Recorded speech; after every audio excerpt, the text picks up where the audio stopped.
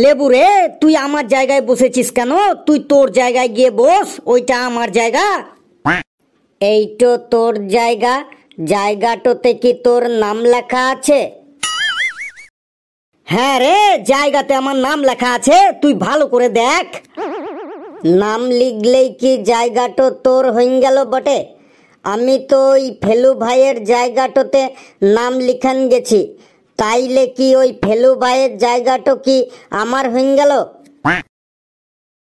কি বললি লেবু? তুই আমার জায়গাতে নাম লিখেছিস? তোর দম থাকে তো এসে বসে দেখা তো আমার জায়গায়।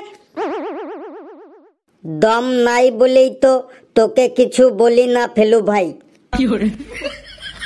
এই, তোরা যেখানে বসেছিস সেখানেই বস তো। স্কুলে আসলেই তোদের শুধু মস্তানি শুরু হয়ে যায়। ফেলুরে, আমার মাথায় একটা প্রশ্ন খুব ঘুরপাক খায়। তোর মাথায় আবার কি প্রশ্ন ঘুরপাক খায় ঘিট্টু? প্রশ্নটা হলো, এখন হঠাৎ করে স্কুল বন্ধ থাকলে আমাদের মোবাইলের হোয়াটসঅ্যাপে ছুটির নোটিশ চলে যায়, কিন্তু আগেকার দিনের মানুষরা কিভাবে জানতো যে স্কুল বন্ধ না খোলা? তখন তো কোনো মোবাইলও ছিল না আর হোয়াটসঅ্যাপও ছিল না। তোর এই প্রশ্নটার উত্তরটা আমি বলছি ঘেটু। বল তো লেবু বুড়ো। আগেকার যুগের মানুষগুলা সকালবেলা একবার স্কুলটাতে এসে চেক করে যেত যে স্কুলটা বন্ধ নাকি খোলা। যদি খোলা থাকতো তাইলে তারা আবার বাড়ি গিয়ে বইপত্র নিয়ে স্কুলটাতে আসতো। লেবু, তুই ঠিকই বলেছিস। আগেকার দিনে ছেলে মেয়েরা সকালে স্কুলে গিয়ে চটের বস্তা দিয়ে জায়গা দখল করে আসতো, না হইলে আবার জায়গা দখল নিয়ে মারামারি করে মাথা ফাটাফাটি হয়ে যেত। এটা আমি আমার দাদুর কাছ থেকে শুনেছি। কিন্তু সকালে তো স্কুলে তালা মারা থাকতো, তাহলে তারা জায়গা দখল করে রাখতো কি করে? ফেলুরে, তুই ভুল বললি। আগেকার দিনে কেউ স্কুলে বস্তা নিয়ে যেত না। সবাই স্কুলে গিয়ে গাছের নিচে মাটিতে বসে ক্লাস করত। এটা আমার দাদু বলেছে। তোর দাদু স্কুলে গিয়ে গাছের নিচে মাটিতে বসে ক্লাস করতো? তাহলে তোর দাদু কোনোদিনও স্কুলেই যায়নি। ভালো করে জিজ্ঞেস করবি, উনি তাহলে অঙ্গনারী সেন্টারে যেত আর খিচুড়ি খেত। তুই জিজ্ঞাসা করবি। ফেলুরে, হাবলু ঠিকই বলেছে বটে। আগেকার দিনের মানুষরা স্কুলটোতে গিয়ে গাছের তলাটোতে বসেই পড়াশোনা করত। আমার ঠাকুর দাদাও আমাকে এইটো বলেছে বটে। কে কে কে আবার গাছের তলায় পড়াশোনা করতো? স্যার, ওই হাবলু আর লেবুর বাপ ঠাকুরদা গাছের তলায় পড়াশোনা করতো। হাবলু আর লেবু ঠিকই বলেছে।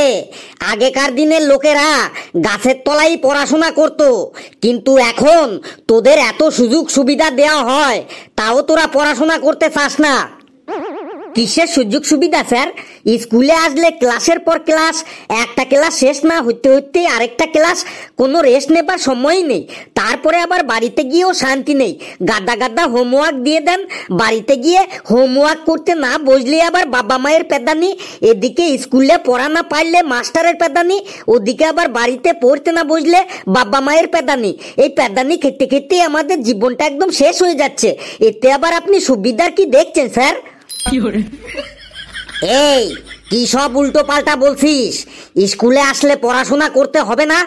তাহলে স্কুলটা কি আড্ডা মারার জায়গা? স্কুলটা পড়াশোনা করার জায়গা। স্কুলে আসলে পড়াশোনা করতেই হবে। স্যার, পড়াশোনা করতে আমাদের কোনো প্রবলেম নেই, তাই বলে এত পড়াশোনা? এত পড়াশোনা তার মানে? লেবু, তুই কি বলতে চাইছিস বলতো? স্যার, আপনি আজ আমাদের ইকোনমিক্সের ক্লাস নিন তো। আমি ইকোনমিক্সের টিচার নই, তাই আমি ইকোনমিক্স ক্লাস নিতে পারবো না। দেখলেন তো, আপনারা একটা সাবজেক্টের বাইরে অন্য সাবজেক্ট পড়াইতে পারেন না, তাইলে আমরা এতগুলা সাবজেক্টের পড়া একটু মাথাটুতে কি করে মনে রাখবো আপনিই বলুন। তাইলে আমাদের মাথাটুতে কত প্রেসার পড়ে বটে? লেবু, বাইরে 42 ডিগ্রি তাপমাত্রা, এমনিতেই আমার মাথাটা গরম হয়ে আছে। তুই আর আমাকে গরম করিস না কিন্তু, না হলে কি থেকে কি অঘটন ঘটিয়ে দেব তুই টেরও পাবি না কিন্তু। এই তোরা সবাই বস। এই আজ তোদের আমি জীবন বিজ্ঞানের খাতা দেখাবো, তোরা সবাই মার খাবার জন্য তৈরি হয়ে থাক। স্যার, এই 2 সপ্তাহ ধরে লাগাতার কন্টিনিউ আপনার হাতের মার খেয়ে যাচ্ছি। আজ আর মারবেন না স্যার, আমাদের পিঠগুলোকে একটু রেস্ট নিতে দিন স্যার। হ্যাঁ স্যার, ফেলু ভাই ঠিকই বলেছে বটে। গত কয়েকদিন ধরেই আপনার মারের ধারাটো অব্যাহত আছে। আজকে আমাদের একটু রেস্ট দিন, আবার কাল থেকে মার স্টার্ট করবেন। হ্যাঁ স্যার, ফেলু আর লেবু ঠিকই বলেছে। মার খেয়ে খেয়ে মোরা ক্লান্ত, ভাঙিয়া গেছে মোর 2টো দন্ত, আজ আপনি থাকুন একটু শান্ত। ঘেটু, তোকে আর ছন্দ মিলিয়ে কথা বলতে হবে না। তোদের মেরে মেরে আমার হাতটাও ব্যথা হয়ে গেছে। থাক, আজ আর তোদের মারবো না। আজকের মাঠটা ডিউ থাকলো, পরে পঞ্জিকা দেখে একটা ভালো শুভ দিন দেখে এই মাঠটা আমি সুদে আসলে দিয়ে দেব। দেখি প্রথমে কার খাতা আছে। এখানেও সেই প্রথমেই লেবুর খাতা। এ কি লেবু, তুই কি লিখেছিস সেটা? প্রশ্ন এসেছিল আমরা পেট ভরে ভাত খাই কেন, আর তুই এইসব কি আজে বাজে লিখেছিস এইগুলো? স্যার, আমি কি আজে বাজে লিখেছি আপনি পড়ে শোনান। এই তুই এখানে আয় তো, তুই এখানে এসে তুই সবাইকে পড়ে শোনা তুই কি লিখেছিস। নে, সবাইকে পড়ে শোনা আমরা পেট ভরে ভাত খাই কেন, আর অ্যান্সারে তুই কি লিখেছিস। আমরা পেট ভরে ভাত খাই হাগু করার জন্য আর বমি করার জন্য। শুনলি তো তোরা, আমরা নাকি হাগু আর বমি করার জন্য পেট ভরে ভাত খাই। আমার হাতটা আজ একটু ব্যথা আছে, না হলে তোকে মেরে আজ আমি তোর হাগু বার করে দিতাম। তারপর তুই এটা কি লিখেছিস? প্রশ্ন এসেছিল গোল কৃমি আর ফিতা কৃমির মধ্যে পার্থক্য লেখো, আর তুই অ্যান্সারে এসব কি লিখেছিস পড়ে শোনা সবাইকে। গোল কৃমি আর ফিতা কৃমির মধ্যে পার্থক্যটা হলো রসগোল্লা খাবার পর আমাদের পেটে যে কৃমি হয় তাকে গোল কৃমি বলে। রসগোল্লাটো গোল বলে কৃমিটো গোল হয়। আর জিলেপি খাবার পর আমাদের পেটে যে কৃমি হয় তাকে ফিতা কৃমি বলে। জিলেপিটো ফিতের মতো পেঁচানো বলে কৃমিটো ফিতের মতো পেঁচানো হবে বটে। শুনলি তোরা, রসগোল্লা খেলে নাকি গোল কৃমি হয় আর জিলেপি খেলে নাকি ফিতা কৃমি হয়।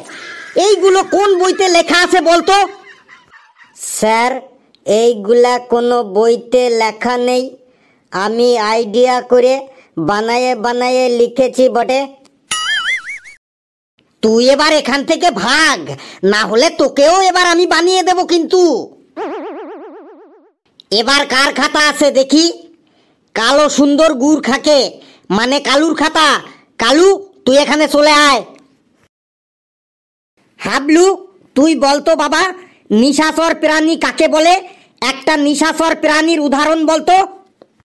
স্যার, যেসব প্রাণী রাতের বেলায় জেগে থাকে আর দিনের বেলায় ঘুমায় তাদেরকে নিশাচর প্রাণী বলে। যেমন পেঁচা একটা নিশাচর প্রাণী। একদম ঠিক বলেছিস, কিন্তু এই কালু কি লিখেছে শোন। এই কালু, নিশাচর প্রাণী কাকে বলে তুই পরীক্ষার খাতায় কি অ্যান্সার লিখেছিস সেটা তুই সবাইকে পড়ে শোনা। নিশাচর প্রাণী কাকে বলে? যে প্রাণীরা সারা রাত জেগে থাকে আর দিনের বেলাতে পড়ে পড়ে ঘুমায় তাদেরকে নিশাচর প্রাণী বলে। আমি তো এটা ঠিকই লিখেছি স্যার। এবার উদাহরণটা কি লিখেছিস সেটা পড়ে শোনা সবাইকে। নিশাচর প্রাণীর উদাহরণ হলো আমার দিদি একটা নিশাচর প্রাণী। ও সারা রাত জেগে জেগে ফেসবুক করে, ইনস্টাগ্রাম করে, আর দিনের বেলায় পড়ে পড়ে ঘুমায়। শুনলি তো সবাই, ওর দিদি নাকি একটা নিশাচর প্রাণী। তোরা এসব কথা পাস কোথায় বলতো? এর পরের অ্যান্সারটাও তুই ভুল লিখেছিস। কোনটা স্যার? হাবলু, তুই বলতো উভচর প্রাণী কাকে বলে, তার একটা উদাহরণ বলতো। স্যার, যে প্রাণী জলেও বাস করে ডাঙায়ও বাস করে তাদের উভচর প্রাণী বলে। যেমন ব্যাঙ একটা উভচর প্রাণী। একদম ঠিক বলেছিস। আর এই কালু কি লিখেছে দেখ। নে কালু, পড়ে শোনা উভচর প্রাণী কাকে বলে, আর তুই সেটা কি লিখেছিস। স্যার, আমি তো ঠিকই লিখেছি, যে প্রাণী জলেও থাকে আবার ডাঙায়ও থাকে তাকে উভচর প্রাণী বলে। যেমন আমার ছোট কাকা একটি উভচর প্রাণী। এই, তোর কাকা আবার উভচর প্রাণী হলো কি করে রে? স্যার, আমার ছোট কাকা সারাদিন নদীতে মাছ ধরে আর রাতের বেলা বাড়িতে ঘুমাতে আসে। ছোট কাকা জলেও বাস করে আবার ডাঙায়ও বাস করে, তাহলে আমার ছোট কাকা একটি উভচর প্রাণী হলো না? কি সাংঘাতিক অ্যান্সার রে! তুই তো দেখছি জীবন বিজ্ঞানে নোবেল পাবি। স্যার, কবে পাবো নোবেলটা? আবার কথা বলছিস, যা ভাগ এখান থেকে। এবার কে? ঘটিন্দর কুলসাটে। ঘেটু, তুই কোন রাইটারের বই পড়িস বলতো? স্যার, আপনি যে রাইটারের বই কিনতে বলেছিলেন সেই রাইটারেরই বই পড়ি। না, সেটা কখনোই হতে পারে না। কেন হতে পারে না স্যার? তোর অ্যান্সার দেখেই আমি সেটা বুঝতে পেরেছি। হাবলু, তুই বলতো রাতের বেলায় গাছের নিচে ঘুমাতে নেই কেন?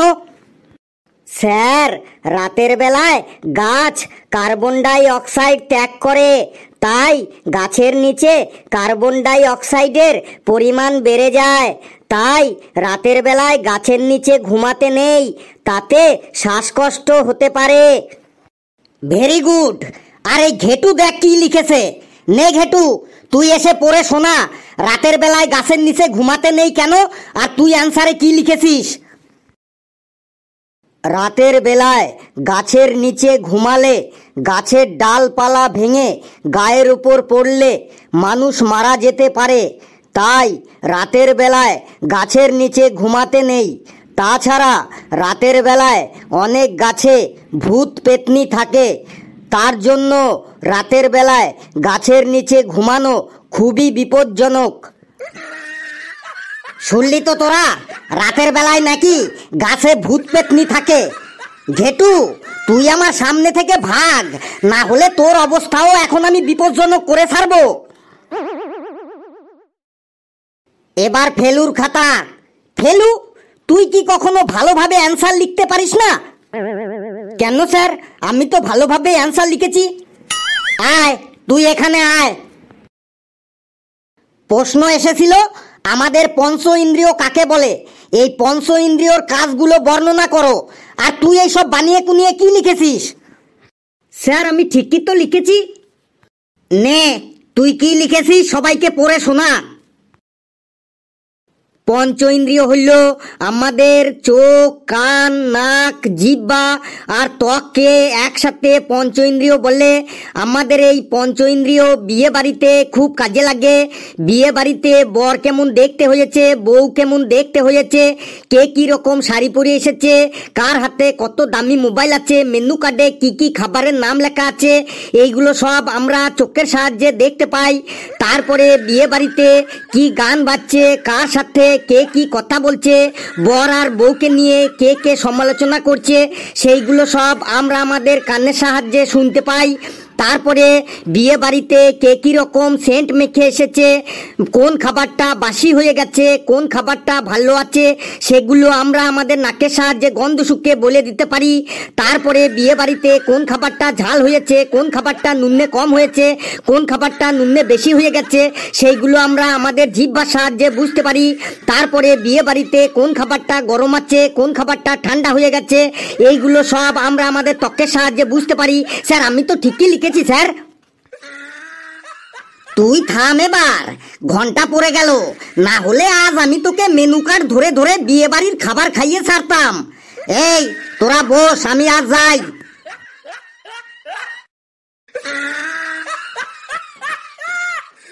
বন্ধুরা ভিডিওটি কেমন লাগলো আপনারা কমেন্টসে জানাবেন, আর ভিডিওটি লাইক করবেন, যত পারেন শেয়ার করবেন, আর চ্যানেলটিকে সাবস্ক্রাইব করে আমাদের সাথেই থাকবেন। হাসতে থাকুন, সুস্থ থাকুন, যত বেশি হাসবেন তত বেশি সুস্থ থাকবেন। সকলে খুব খুব ভালো থাকবেন। আর আমি কি কিছু ভুল বললাম? পঞ্চেন্দ্রিয়র কাজগুলো আপনারাই বলুন।